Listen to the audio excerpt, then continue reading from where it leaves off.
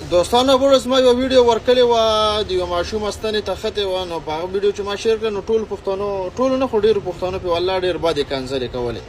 اول نمبر خو دا چې په کنځلو باندې تاسو د چا اصلاح نشئ کولی. اصلي کې په کنځلو باندې تاسو د خپل تربیت ښودنه کوئ چې یار زموږ څنګه تربیت شوی دی. ویډیو څنګه و تاسو ته به ښکار چې ماشومه د ستنې ته ختې نو ډېر کسانو ماته کنځل کول چې تا به ورته کله راکوشی شئ.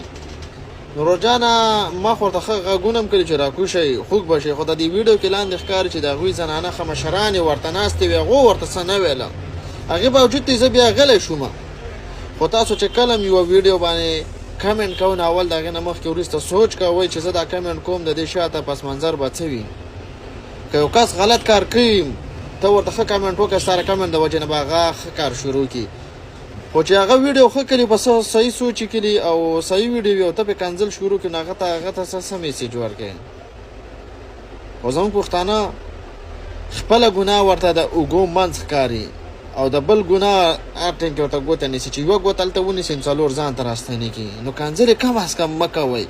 تاسو چې یو پردی خور مور کنځئ که نه خپل خور مور ته سوچ کوئ.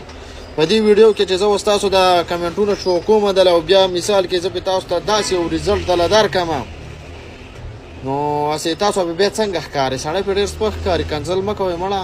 سړی چې یو سړي ته اصلاح کوي نو سړی ورته ښه میسیج وکړي. او بله یوه همه خبر رانه هېر شوې وه هغه دا وه چې کله دې ماشوم ما ته په پسې غږ وکړل مونږ ټریلینګ کوو نو بس چې ټریلینګ ټکي ما ته یاد کړو نو ما ته پته بیا ولګېد چې دا روزمره زندګۍ کې روزانه دغه ځای ده. خېژ بس بیا ته زه غلی شوم په دغه ټایم کې نو دا یوه خبره زما نه هېر شوې